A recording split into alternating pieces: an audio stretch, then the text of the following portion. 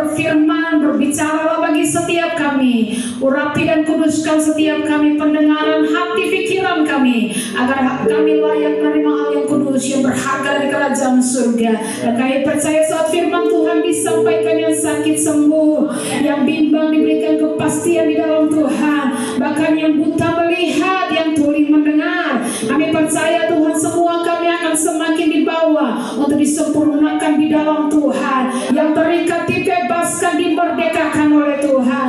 Kami pulang tidak seperti kami datang. Kami pulang, kami semakin lebih lagi diperbaharui melalui kebenaran firman Tuhan. Urapi hamba-Mu Tuhan, biar Kau pakai hamba-Mu sesuai dengan kemuliaan-Mu Tuhan. Dan kami percaya Tuhan, Yesus, apa yang hamba sampaikan semata-mata kebenaran firman Tuhan. Dan biar otoritas firman Allah ditegakkan di tempat ini. Semua kebenaran diri sendiri, segala keangkuhan manusia, ilah-ilah zaman ini yang mencoba menentang pengenalan akan firman Tuhan, kami berdoa, kami bantahkan kuasanya di dalam nama Yesus Tuhan. Dan kami serahkan waktu pemberitaan kebenaran firman Tuhan ini hanya ke dalam tangan Tuhan. Haleluya. Semua yang antusias dengan firman Tuhan, sama-sama kita katakan amin. Puji Tuhan. Bapak Ibu dipersilakan duduk kembali. Shalom. Shalom, shalom, shalom. Yesus dahsyat. Sekali lagi shalom. Shalom, shalom, shalom. Yesus dahsyat. Apa kabar Bapak Ibu semua? Iya, luar biasa. Puji Tuhan.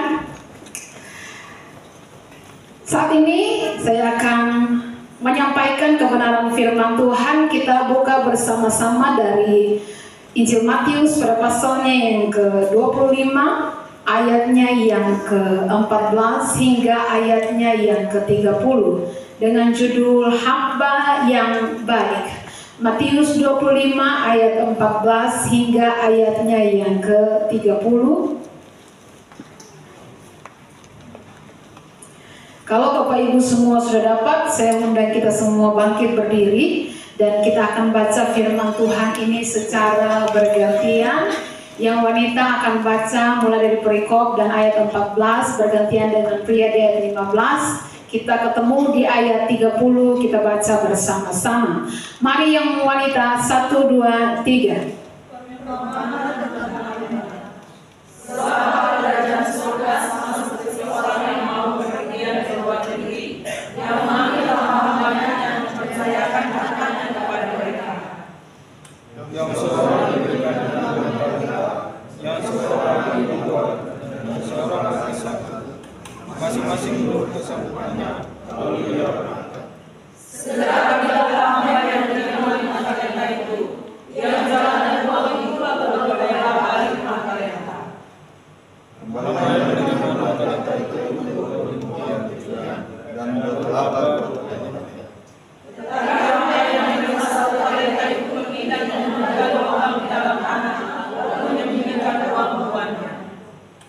Lama sesudah itu pulang tuan hamba itu, lalu mengatakan perhitungan dengan mereka.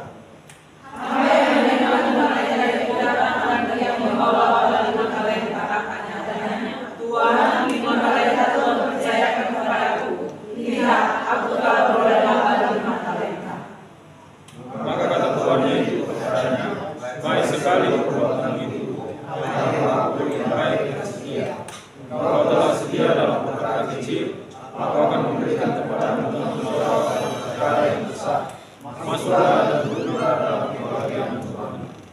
Lalu datanglah hamba yang menerima 2 talenta itu, katanya, Tuhan, 2 talenta Tuhan percayakan kepadaku. Lihat, aku telah beroleh laba 2 talenta. Maka kata tuan itu kepadanya, baik sekali perbuatanmu itu, aku yang baik dan setia. Kau telah setia memikul tanggung jawab dalam perkara yang kecil, aku akan memberikan kepadamu tanggung jawab dalam perkara yang besar. Masuklah dan duduklah dalam kebahagiaan Tuhan. Dia datang juga hamba yang menerima 1 talenta itu dan berkata, Tuhan, tahu bahwa Tuhan adalah manusia yang kejam, yang menuai tempat di mana Tuhan tidak menabur, dan yang memukul dari tempat di mana Tuhan tidak menanam. Karena itu maka aku akan pergi menanamkan talenta itu di dalam tanah. Ini terimalah kepunyaan Tuhan. Maka jawab tuannya itu, hai kamu hamba yang jahat dan malas.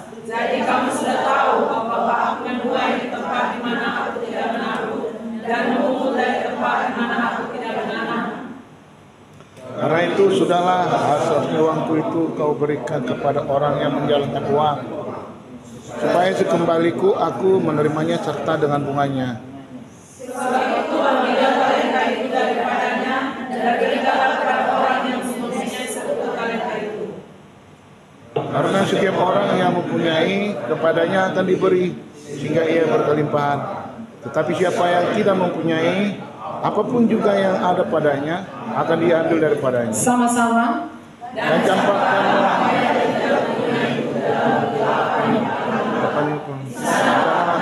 terhadap dan kotak gigi. Amin. Untuk firman Tuhan, Bapak Ibu dipersilakan duduk kembali. Nah, kita melihat setelah kita membaca firman Tuhan ini, kita dapat mengerti bahwa semua yang kita punya dalam kehidupan ini, semua yang melekat dengan kita hanyalah titipan daripada Tuhan. Ya, kita hanya pengelola. Buktinya apa, Ibu Pendeta? Buktinya adalah kita lahir dengan telanjang, kita kembali juga dengan telanjang. Atau saya mau cek, siapa di sini yang waktu lahir dia bawa kunci motor? Pas keluar dari kandungan ibu langsung menangis, kunci motor di tangan. Ada? Atau waktu dia lahir itu sudah bawa sertifikat rumah di tangan. Ada? Tidak ada. Semua orang lahir dengan telanjang. Ataukah ada yang waktu mau meninggal, ya, dia pegang sertifikat rumah, saya mau lepas? Ada? Saya ada. Ya, waktu dia meninggal pun pakaiannya dipakaikan buat dia, cuma satu saja. Ya, dan datang dengan telanjang, kembali ke kekekalan juga dengan telanjang. Ya, nah karena itu kita harus mengerti bahwa kalau kita bisa punya segala sesuatu dalam hidup ini, antara hidup dan mati, kita dikaruniai Tuhan, punya rumah, bisa makan enak, punya jabatan, punya pekerjaan, punya gaji, bisa naik mobil, itu semua sifatnya sementara dan titipan daripada Tuhan. Ya, nanti juga ketika kita kembali kepada kekekalan, Tuhan akan titipkan ke orang lain setelah kita meninggalkan dunia ini. Nanti lihat saja, waktu kita sudah ada di kekekalan, mobil kita dinaiki siapa? Rumah kita ditempati siapa? Tuhan akan titipkan ke orang lain. Jadi jangan pernah sombong dengan apa yang kita miliki hari ini.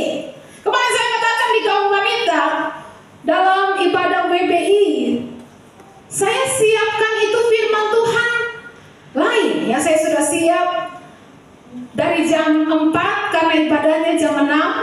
Karena pemberitahuan di grup, saya baru tahu di grup dan saya siapkan. Firman Tuhan selesai dan kemudian waktu saya lagi keramas, tiba-tiba Tuhan seperti suara di telinga saya, ingatkan mereka, pergunakan waktu dengan baik. Ya, sebelum mereka kehilangan kesempatan, ingatkan mereka pergunakan waktu dengan baik.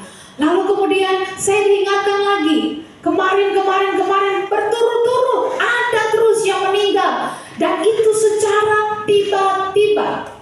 Ya, itu terjadi secara tiba-tiba, tidak ada yang tahu bahwa waktu dia keluar dari rumah untuk pergi kerja, itu kaos kaki terakhir yang dia pakai untuk keluar dari rumah dan dia akan kembali dalam keadaan mayat, almarhum maksudnya. Ya, dia tidak tahu bahwa baju yang dia kenakan hari itu keluar dari rumah itu baju terakhir yang dia pakai untuk hidup. Tidak ada yang tahu. Nah, kematian bisa datang dengan secara tiba-tiba kepada kita. Itu sebabnya Bapak Ibu yang diberkati oleh Tuhan, pastikan bahwa setiap kita bersiap, ya, untuk kehidupan yang kekal, sehingga kapanpun Tuhan panggil kita, kita siap. Tidak seperti dengan apa yang pengkhotbah katakan, seperti ikan yang tertangkap dalam jala, seperti burung yang terperangkap dalam jerat, yang tidak bisa melepaskan dirinya. Demikianlah waktu anak-anak manusia, karena tidak ada yang mengetahui waktu hidupnya. Kalau kita tidak mempersiapkan hidup, kita hidup dalam takut akan Tuhan, dengan rasa hormat kepada Tuhan, maka waktu kematian datang itu seperti jerat, tidak sempat menyelamatkan diri. Nah, maka pengkhotbah katakan nasib manusia tidak beda dengan anjing. Kalau manusia itu hanya hidup mengumpulkan harta tanpa hidup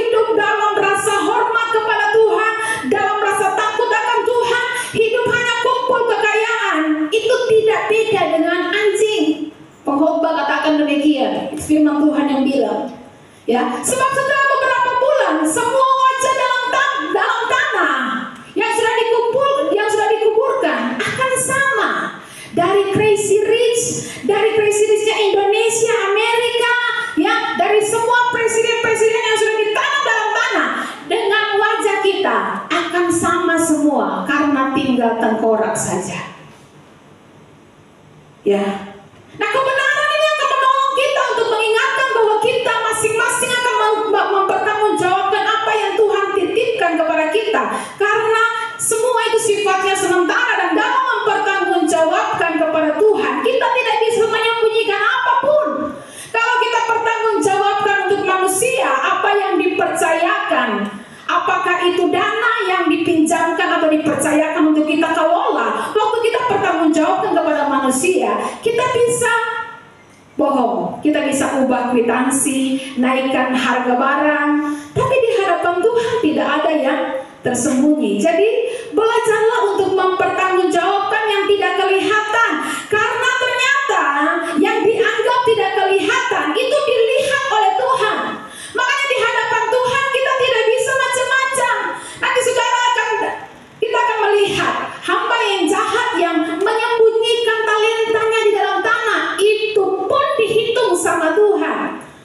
Ya, dalam Matius 25 ayat 22 hingga yang ke-23, pembacaan kita tadi di ayat 22 hingga yang ke-23. Lalu datanglah hamba yang menerima 2 talenta itu, katanya, Tuhan, 2 talenta Tuhan percayakan kepadaku, lihat, aku telah beroleh laba 2 talenta. Maka kata tuannya itu kepadanya, baik sekali perbuatanmu itu, hai hambaku yang baik dan setia.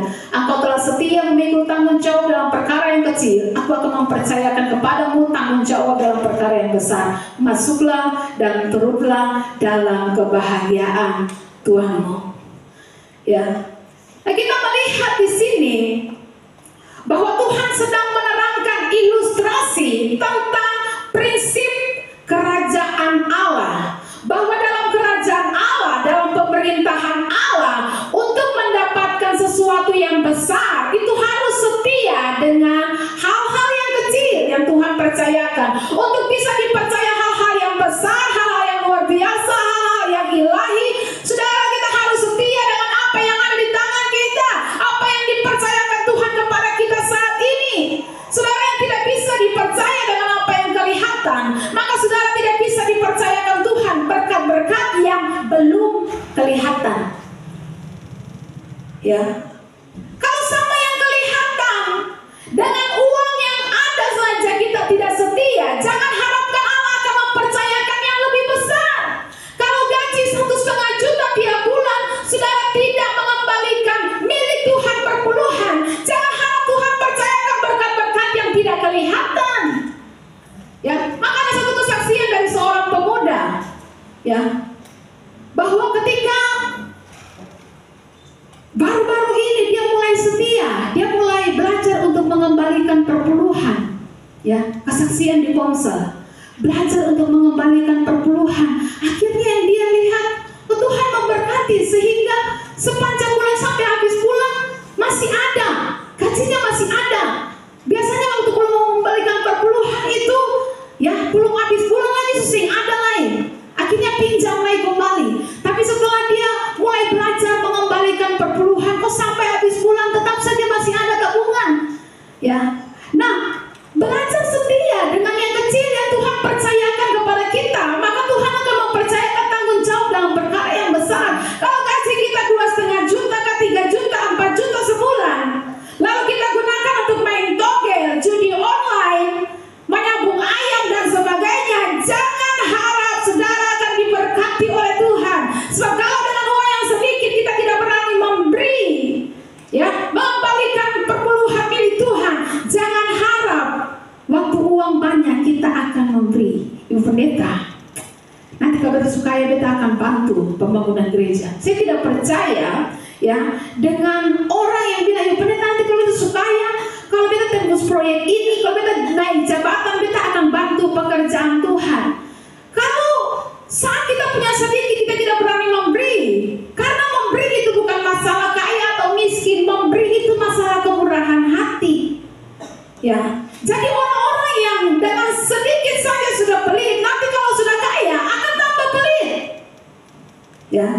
Ini prinsip kebenaran. Setia dengan yang kecil, maka Tuhan akan percayakan yang lebih besar.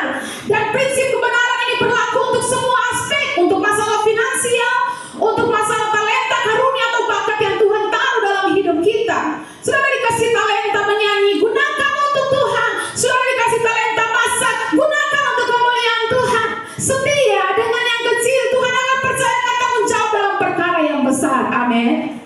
Makanya jangan suka dengan jalan pintas, karena dalam Tuhan tidak ada istilah jalan pintas. Langsung mau jadi kaya, pas ikut Tuhan tuh langsung Tuhan bim sulabim langsung jadi kaya, langsung jadi terkenal, langsung jadi populer. Tidak ada. Setia dulu dengan tanggung jawab yang kecil, maka Tuhan akan percayakan tanggung jawab yang lebih besar.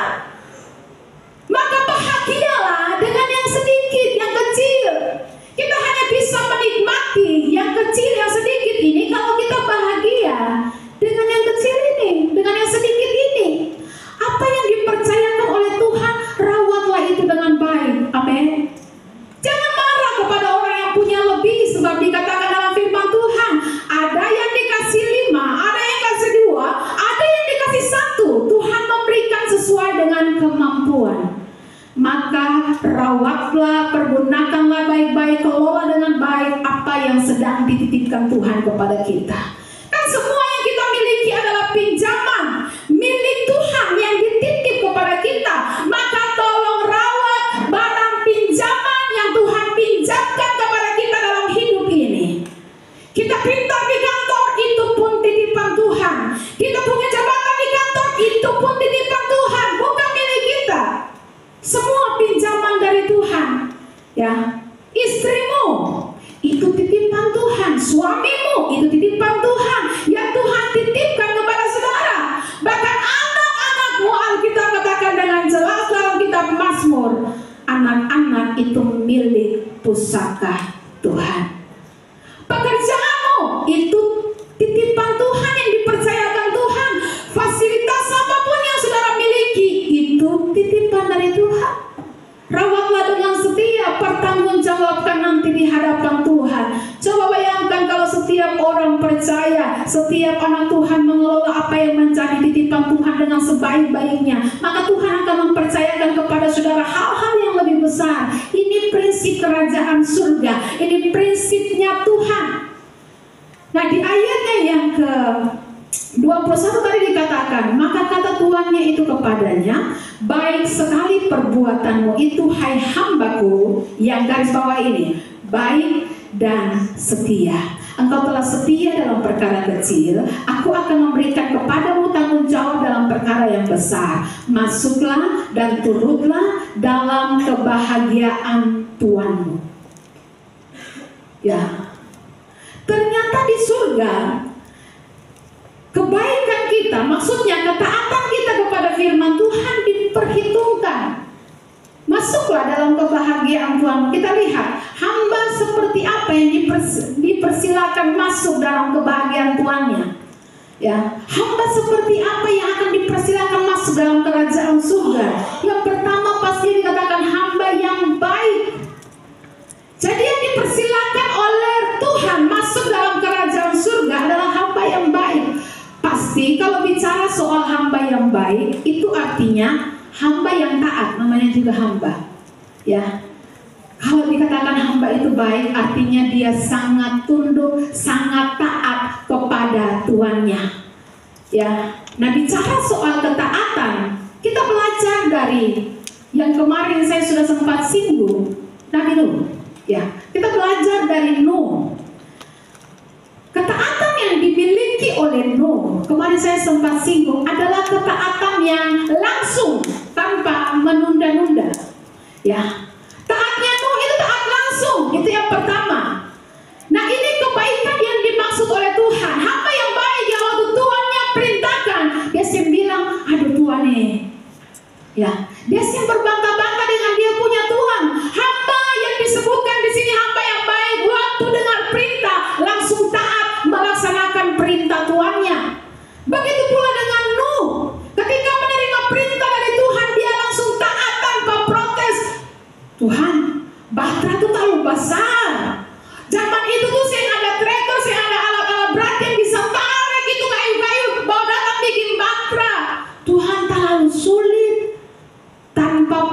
protes, tanpa berbantah-bantah, dia melaksanakan apa yang Tuhan perintahkan.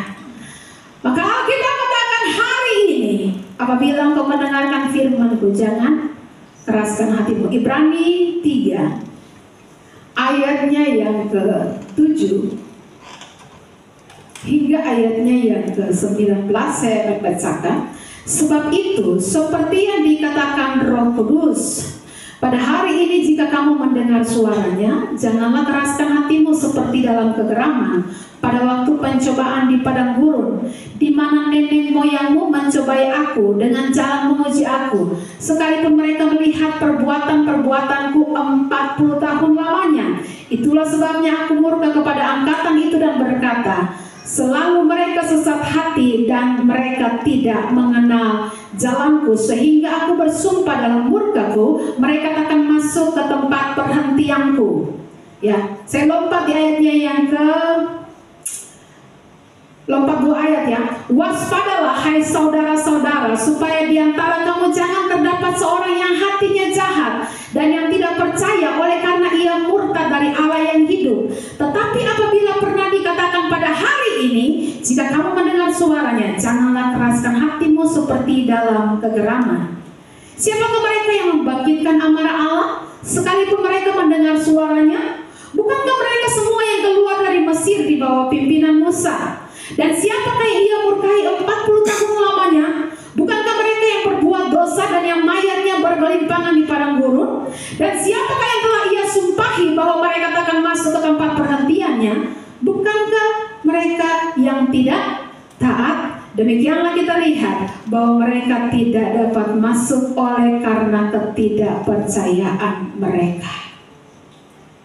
Ya. Jadi hari ini apabila engkau mendengarkan firman Tuhan, jangan keraskan hatimu. Ya, ini yang pertama. Hamba yang baik yang akan dipersilakan Tuhan masuk dalam kerajaan surga adalah hamba yang taat. Taat secara langsung. Jangan tunda-tunda ketaatan kita. Jangan berbantah-bantah dengan kebenaran firman Tuhan. Yang berikut, ketaatan itu harus secara total. Tidak bikin yang ini, yang itu tidak bikin. No, taat total. Waktu Tuhan kasih ukuran batra demikian, semua luar dalam semua dipakal-pakalnya semua sama, ukurannya semua sama, bahkan 1 senti pun dia tidak kurangi. Ya. Nah, ketaatan yang benar dari seorang hamba yang baik adalah ketaatan yang total. Taat jangan separuh-separuh, saudara. Ya, jangan bikin yang satu lalu menganggap yang lain tidak penting. Sebab di ayatnya di Matius 23 ayat 23. Coba tolong dibacakan bagi kita Bapak Nus, Matius 23 ayat 23. Demikian firman Tuhan, celakalah kamu, hai ahli-ahli Taurat dan orang-orang Farisi. Kamu orang-orang munafik, sebab persepuluhan dari selasi, adas manis, dan jintan kamu bayar. Tapi yang terpenting dalam hukum Taurat kamu abaikan, yaitu keadilan dan belas kasihan dan kesetiaan. Yang satu harus dilakukan dan yang lain jangan diabaikan. Yang satu harus dilakukan, yang lain jangan diabaikan. Perpuluhan harus dilakukan, tapi yang lain yang keadilan, kasih, ya, dan apa tadi itu? Belas kasihan itu jangan diabaikan. Jadi semua harus dilakukan. Nah, tadi saya minta untuk putar satu video. Kita akan lihat mulai dari menit ke-13. Ini ada, iya.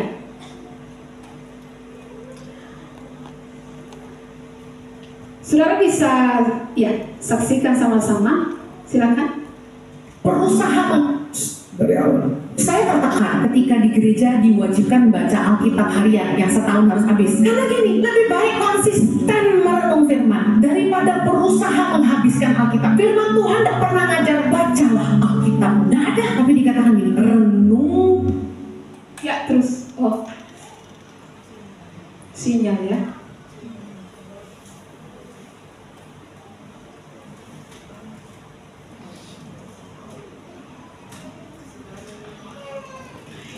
Jadi Bapak Ibu ini kita tahu bersama Ibu Heni Kristianus yang sangat terkenal, viewersnya cukup banyak, pengikut followersnya cukup banyak juga. Dan dalam bagian ini kita lihat dia mengatakan bahwa dia tertekan ketika di gereja diwajibkan baca Alkitab harian yang setahun harus habis, seperti di gereja kita misalnya, ya. Karena menurut dia lebih baik konsisten merenung firman daripada berusaha menghabiskan bacaan Alkitab. Karena firman Tuhan menurut Ibu Heni tidak pernah mengajarkan bacalah Alkitabmu, tidak ada katanya. Tapi ya, siang dan malam perkatakanlah firman-Mu, lakukanlah firman-Mu. Jadi yang kita harus lakukan untuk supaya kita dewasa dalam iman, pertama kita harus merenung firman, yang kedua memperkatakan firman, yang ketiga melakukan firman. Anda akan jadi dewasa, tahu banyak dan melakukan buat apa? Anda akan jadi agamawi. Dan saya tidak mau hidup saya jadi agamawi. Nah, saya paling tidak sanggup dengar khotbah yang terlalu agamawi. Orang harus ngerti firman baru bisa menghidupi. Iya, sampai di situ. Oke. Kita melihat ya. Jadi apa yang dikatakan oleh Ibu Heni, nanti kalau saudara pulang bisa nonton tanggapan dari Pendeta Mel Ato, dan itu saya sangat setuju sekali karena dikatakan di sini dia sangat tertekan ketika gereja harus mewajibkan baca Alkitab harian dan harus habis dalam setahun, karena menurut dia lebih baik konsisten merenung firman daripada berusaha menghabiskan Alkitab firman Tuhan. Karena menurut Ibu Heni firman Tuhan tidak pernah mengajarkan bacalah Alkitabmu, tidak ada katanya. Tapi dikatakan renungkanlah firman Tuhan siang dan malam. Perkatakanlah firman Tuhan, renungkanlah itu siang dan malam. Itu yang disampaikan oleh Ibu Heni. Nah, itu disampaikan kalau kita baca, kalau kita nonton keseluruhan khotbahnya Ibu Heni ini, dia sampaikan hal itu karena dia ketemu seorang pemuda yang awalnya aktif melayani di gereja, di salah satu gereja, tapi kemudian dia tidak aktif lagi dan tidak aktif melayani, lama-kelamaan tidak muncul lagi di gereja. Lalu waktu Ibu Heni ketemu dia, Ibu Heni tanyakan, kok kamu sudah tidak aktif lagi? Apakah kamu sudah pernah di jamaah Tuhan? Lalu anak muda ini bilang, saya sudah pernah di jamaah Tuhan.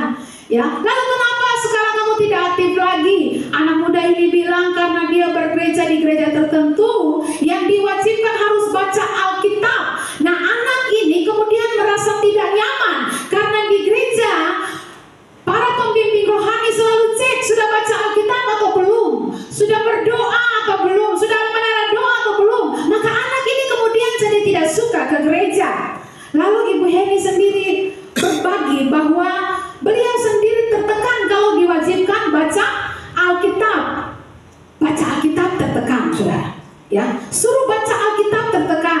Ya, ini kan sesuatu yang sangat lucu kalau dikatakan oleh seorang hamba Tuhan. Ya, memang anak muda ini kalau dia tertekan ketika disuruh baca Alkitab, itu tanda tidak cinta Tuhan. Ya, kalau kita disuruh baca Alkitab, diwajibkan baca Alkitab dan kita tertekan karena itu tanda bahwa kita tidak mengasihi Tuhan. Justru kalau ada pembimbing rohani yang sering ngecek, di sini kan pembina remaja, sering cek anak-anak remaja, sudah baca Alkitab, sudah menara doa, sudah jaga jam-jam doa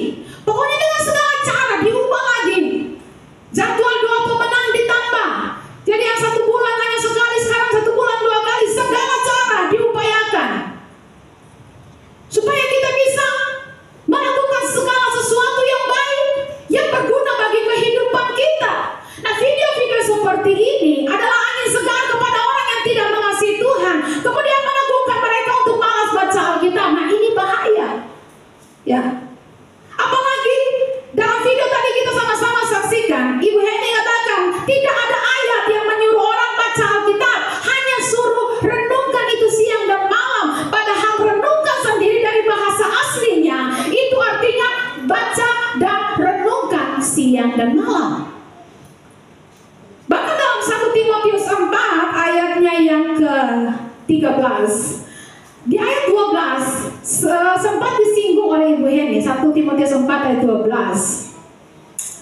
Jangan seorang pun menganggap engkau rendah karena engkau muda. Jadilah teladan bagi orang-orang percaya dalam perkataanmu, dalam tingkah lakumu, dalam kasihmu, dalam kesetiaanmu, dan dalam kesucianmu.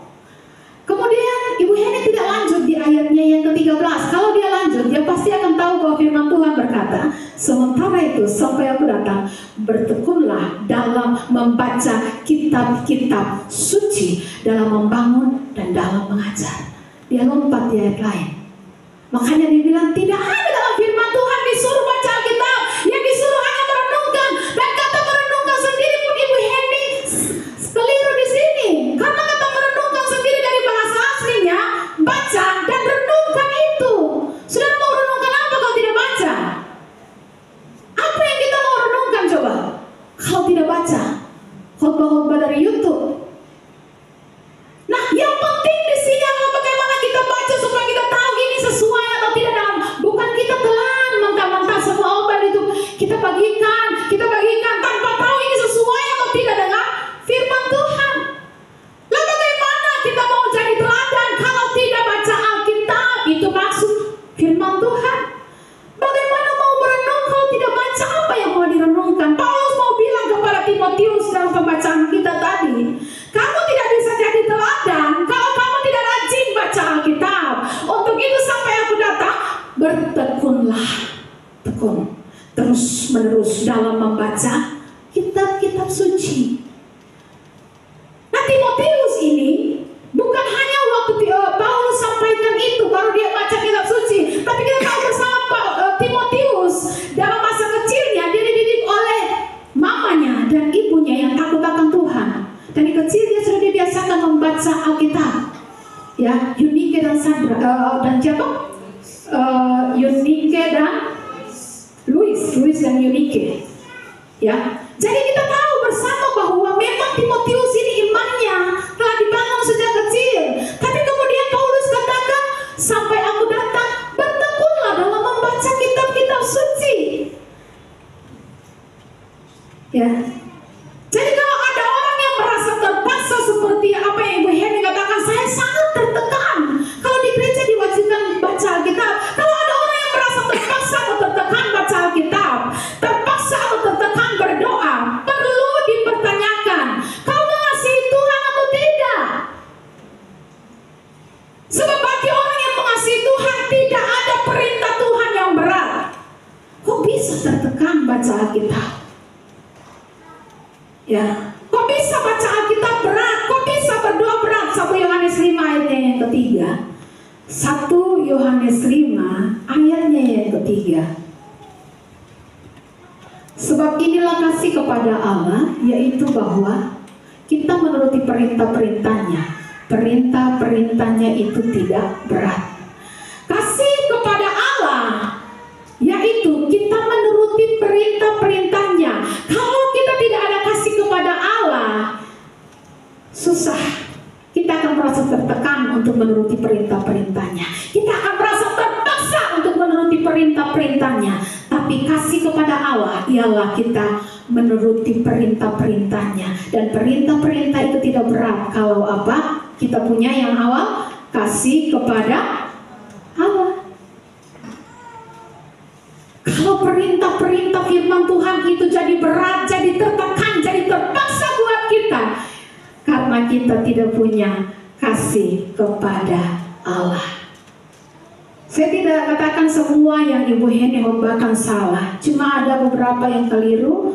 Ya, memang ada yang banyak yang memberkati, tetapi beberapa hal saya lihat bukan hanya ini, tetapi kemudian ada tentang pelayanan yang perlu nanti saya koreksi lagi kepada jemaat di tempat ini supaya kita tidak asal membagikan, ya, asal telan mentah-mentah begitu saja tanpa kita tahu ini sesuai dengan firman Tuhan atau tidak, ya. Nah, makanya memang Alkitab bilang awasi dirimu dan awasi ajaranmu. Ajaran kita harus diawasi. Jangan sampai kita bukan menuntun orang untuk tambah setia kepada Tuhan, kita malah menuntun orang untuk tambah tidak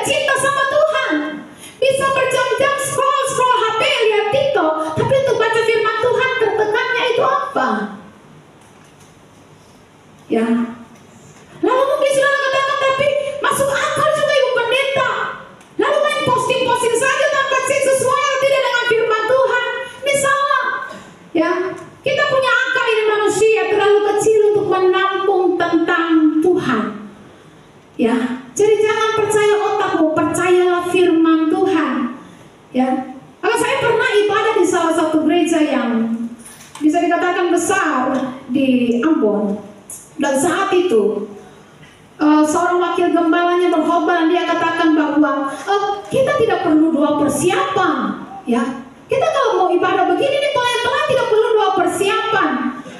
Ya, saudara karena waktu saudara bawa motor dari rumah ke atas motor itu saudara sudah doa persiapan itu kan, sambil bawa motor sudah doa persiapan, waktu cuci baju itu sudah doa itu.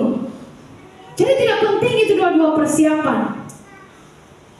Saya waktu kembali, saya kumpul beberapa yang juga pemain musik yang memang gereja di situ sekarang sudah pindah, dan saya kumpul juga ada beberapa pelayan yang ikut ada ibadah di sana ketika ada di Ambon. Lalu saya jelaskan tentang yang hal ini nih keliru, jangan diikuti. Ya, jangan diikuti.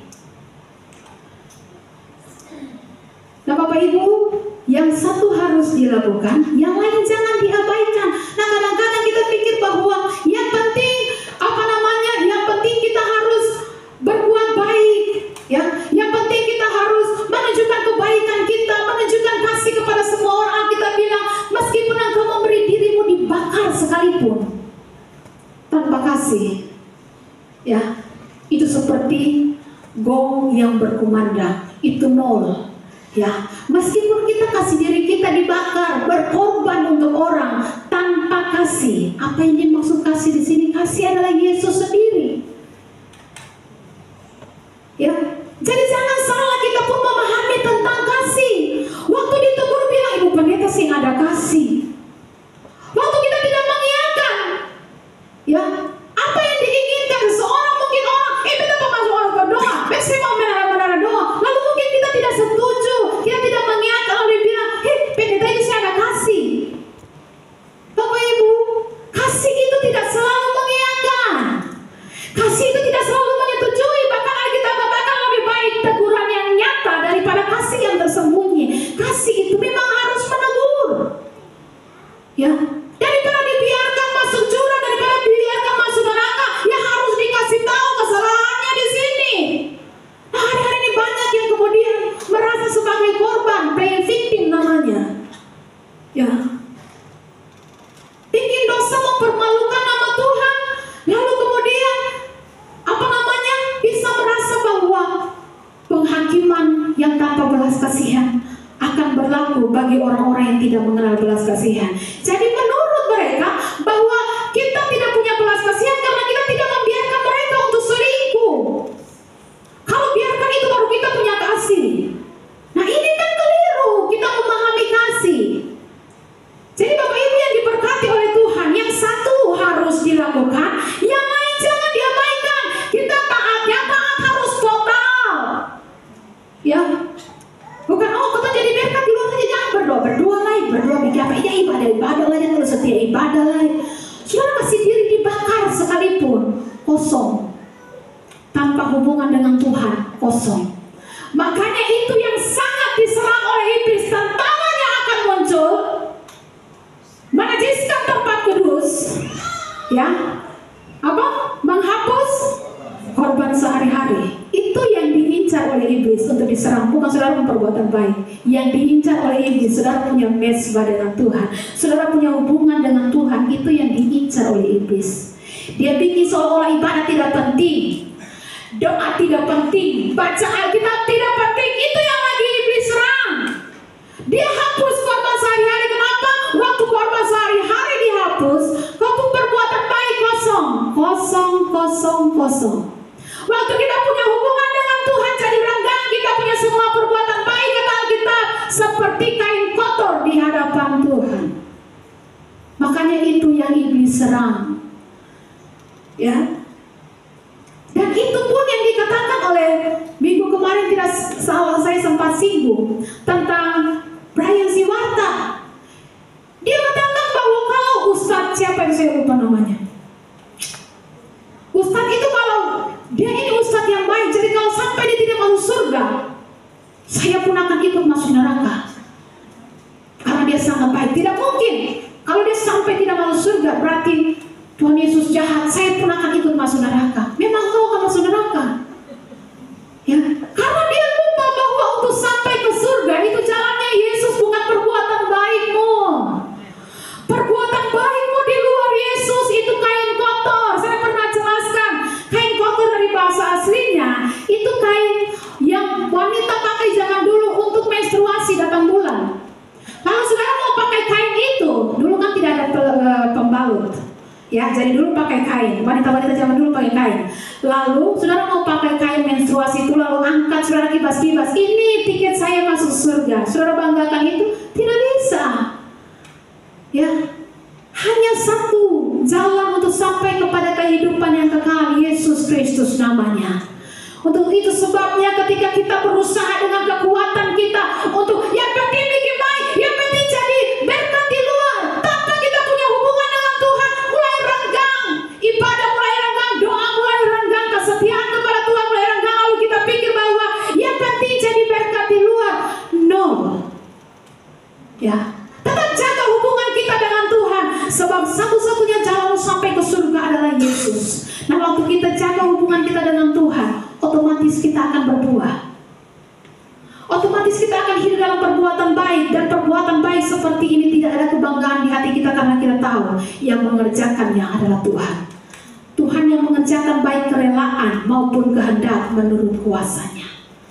Kalau dengan kekuatan kita tidak mampu. Makanya kemarin saya katakan di ibadah pemuda, kalau dengan kekuatan kita tidak mampu. Mau hidup kudus bagaimana? Susah, sulit. Tapi karena Tuhan katakan kita perlu Yesus, kita harus hidup di dalam Yesus. Kita perlu Roh Kudus untuk tuntun kehidupan kita. Tanpa Roh Kudus kita tidak mungkin hidup dalam kekudusan. Namanya juga Roh Kudus, dia akan mengerjakan kekudusan dalam kehidupan kita. Maka Christ is enough for me. Yesus cukup bagiku. Nah, Bapak Ibu yang diberkati oleh Tuhan, taat harus total. Dan yang berikut, hamba yang akan dipersilakan masuk dalam kerajaan surga adalah hamba yang kedua, setia. Hamba yang baik, hamba yang setia. Ya, setia di sini artinya terus menerus. Bukan setiap tikungan ada, setia itu terus menerus. Nah, taatnya Nuh itu pun terus menerus. Dikatakan di pembacaan kita tadi Ibrani tadi, di ayatnya yang ke firman Tuhan berkata, nasihatilah seorang akan yang lain setiap hari, selama masih dapat dikatakan hari ini, supaya jangan ada di antara kamu yang menjadi tegar hatinya karena tipu daya dosa. Karena telah beroleh bagian di dalam Kristus, asal saja kita teguh berpegang sampai kepada akhirnya pada keyakinan iman kita yang semula. Ya, tetap berpegang sampai akhir, jangan berubah-ubah. Jangan karena hoba-hoba singkat di YouTube lalu saudara mulai berubah kesetiaan saudara, ini salah. Ya, tetap berpegang pada keyakinan iman yang kita tahu itu firman Tuhan, keyakinan iman yang semula yang sudah diajarkan kepada kita. Tetaplah setia berpegang kepada firman Tuhan. Dikatakan karena kita telah beroleh bagian dalam Kristus, asal saja kita teguh berpegang sampai akhirnya pada keyakinan iman kita yang semula. Makanya di ayat sebelumnya dikatakan, nasihati seorang akan yang lain setiap hari selama masih dapat dikatakan hari ini, supaya jangan ada di antara kamu yang menjadi tegar hati karena apa? Tipu daya dosa. Ya, iblis itu kata-katanya licin, makanya Hawa tertipu. Ya, kata-katanya licin, seolah-olah kelihatannya benar, tapi ketika itu tidak sesuai dengan kehendak Tuhan. Makanya saya selalu ingatkan, jangan asal bagikan deh. Jangan asal bagikan. Yang paling penting baca itu firman Tuhan supaya kita tahu ini benar ataukah salah. Kelihatannya benar, tapi sebenarnya tidak sesuai dengan firman Tuhan. Jangan asal kita amin-amin. Jangan asal kita bagikan semua video-video khotbah. Kadang itu tidak benar juga dan kita asal bagikan saja. Makanya lebih baik kita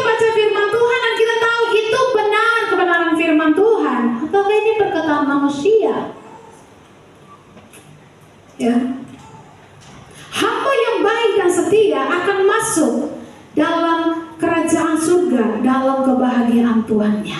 Karena itu tetaplah setia sampai akhirnya. Amin.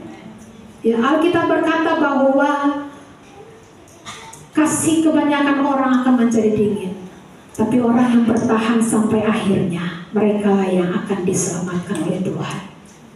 Nah, kita melihat yang berikut, hamba yang jahat. Di ayatnya yang ke-24 dari Matius 25. Matius 25 ayat 24. Kini datanglah juga hamba yang menerima 1 talenta itu dan berkata, Tuhan, aku tahu bahwa Tuhan adalah manusia yang kejam, yang menuai di tempat di mana Tuhan tidak menabur dan memungut dari tempat di mana Tuhan tidak menanam. Ayat 25, karena itu aku takut dan pergi menyembunyikan talenta Tuhan itu di dalam tanah. Ini terimalah kepunyaan Tuhan. Saudara, 1 talenta itu nilainya hampir 18 miliar. Ya, nah itu dipendam. Ini orang, ini hamba tidak mau bikin apa-apa.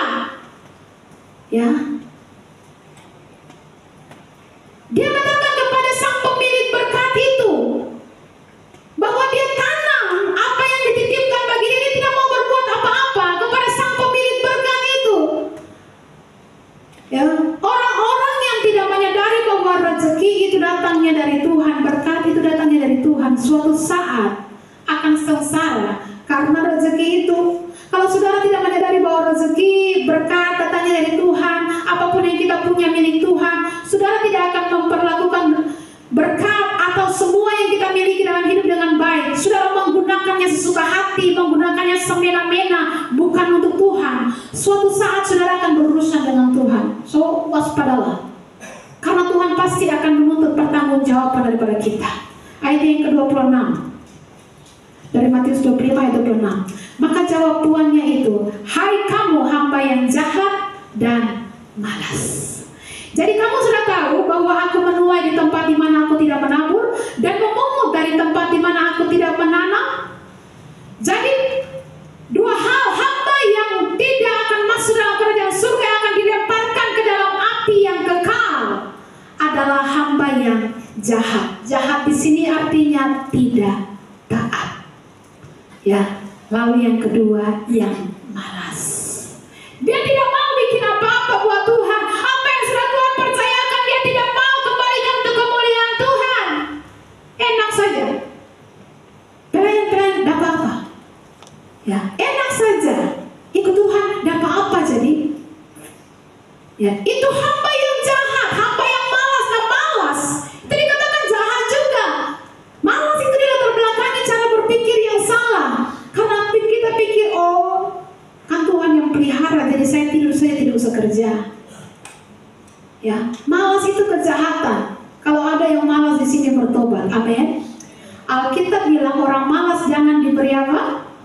Makan. 2, orang malas harus belajar kepada semut.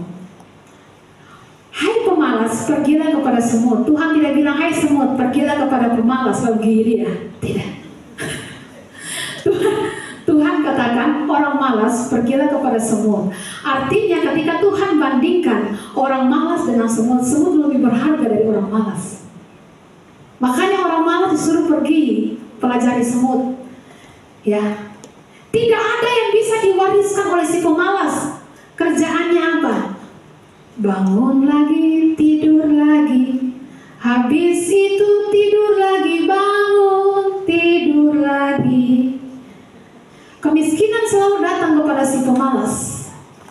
Makanya yang belum menikah, yang masih cari-cari pasangan, cek dia bangun jam berapa, tidur jam berapa, dan di antara bangun sampai tidur itu apa yang dia lakukan. Ya, Tuhan sudah bilang setia dengan perkara kecil. Maka kalau sudah dipercayakan tanggung jawab untuk mengurus yang sedikit, jangan dipendam, jangan diam. Jangan sudah tidak mau lakukan apa-apa untuk Tuhan. Itu kejahatan di mata Tuhan. Ya, kalau kita dipercayakan sedikit, persembahkan itu bagi kemuliaan Tuhan. Ya, karena waktu kita pendam sudah dipercayakan sedikit, dipendam pula, sang pemilik jadi marah. Ya, makanya hamba yang jahat ini dia sudah salah berpikir tentang Tuhan, baru dia menyalahkan Tuhan lagi. Kita lihat di ayat 26. Di ayat yang sudah kita baca.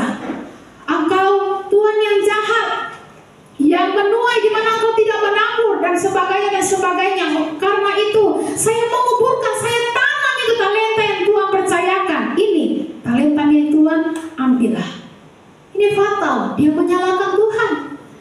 Dia berpikir salah tentang Tuhan, habis itu dia salahkan Tuhan. Ini saya katakan playing victim. Dia salah sendiri, habis itu dia salahkan Tuhan, merasa diri korban. Makanya di Matius 25:26 dikatakan, maka jawab tuannya itu, hai kamu hamba yang jahat dan malas, jadi kamu sudah tahu bahwa aku menuai di tempat di mana aku tidak menabur dan memungut dari tempat di mana aku tidak menanam. Ayat 27, karena itu saudara seharusnya uangku itu kau berikan kepada orang yang menjalankan uang, supaya sekembaliku aku menerima serta dengan bunganya. Tuhan tetap akan menuntut apa yang Dia titipkan kepada kehidupan kita masing-masing. Itu harus menghasilkan bagi kemuliaan-Nya.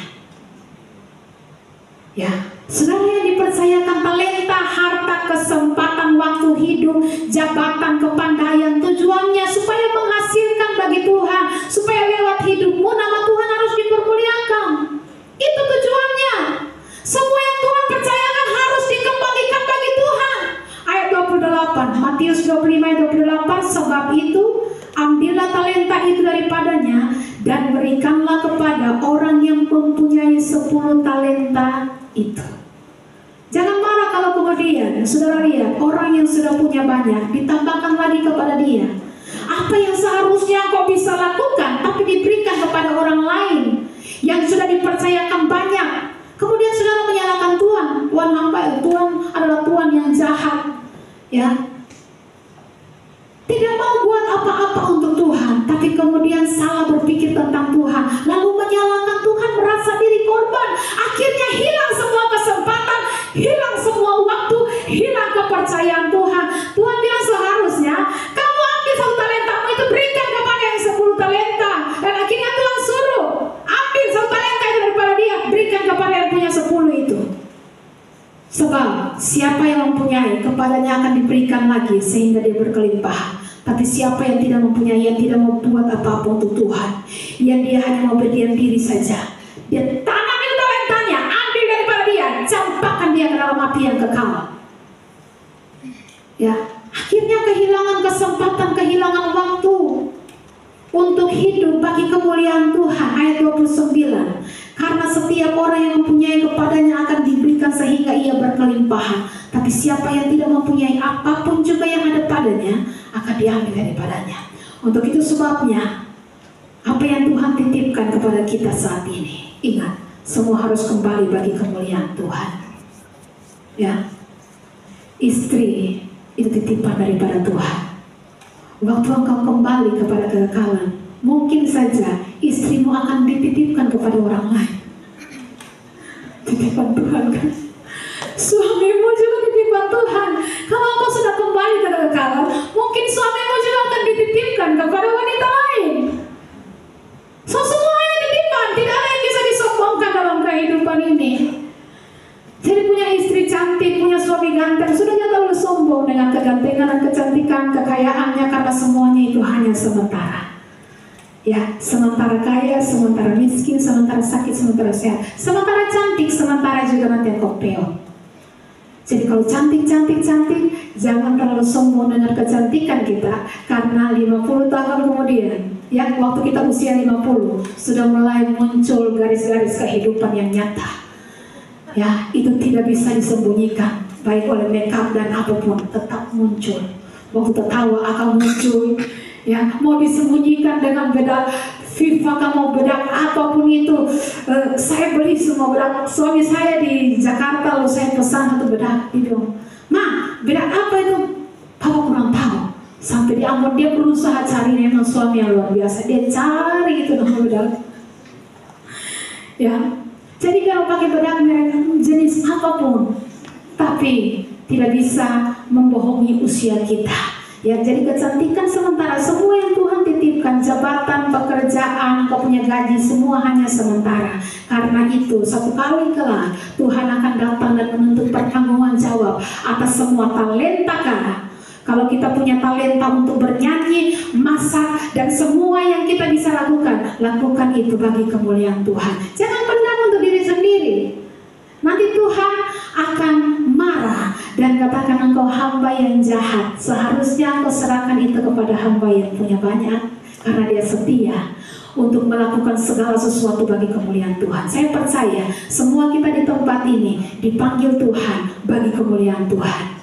Apapun yang bisa kita lakukan lewat kesaksian kita, apa yang kita alami dalam hidup kita, kita saksikan kepada orang lain, itu menjadi kesaksian bagi kemuliaan Tuhan. Apa yang bisa kita lakukan, bahkan ada satu kekasih yang katakan ketika Tuhan suruh dia datang ke gereja ini, dia datang dengan kerinduan.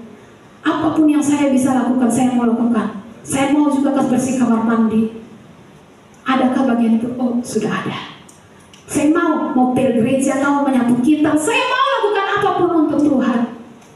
Ya, ketika Tuhan taruh kerinduan, biasanya kesadaran itu muncul kalau Tuhan yang kerjakan dalam kehidupan kita. Tapi selama kita masih kuat, masih gagal, oh belum. Bersyukurlah kalau kita masih sehat-sehat dan Tuhan ingatkan kita. Sebelum semua selang masuk ke tubuh kita, baru kita betul melayani terlambat. Ya. Sebelum kita tarik nafas satu-satu, baru kita rindu untuk mempersembahkan yang terbaik buat Tuhan.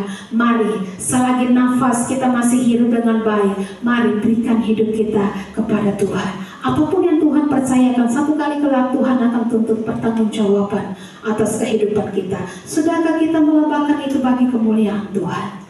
Karena semuanya harus kembali kepada Tuhan. Amin untuk firman Tuhan. Saya percaya bahwa semua kita di tempat ini mau menjadi hamba yang baik. Hamba yang baik adalah hamba yang taat kepada Tuhan, taat secara langsung tanpa berbantah-bantah, taat total, bukan sebagian taat, yang lain tidak taat. Semua isi firman Tuhan harus kita lakukan, dan itu sulit kalau kita tidak punya kasih kepada Allah.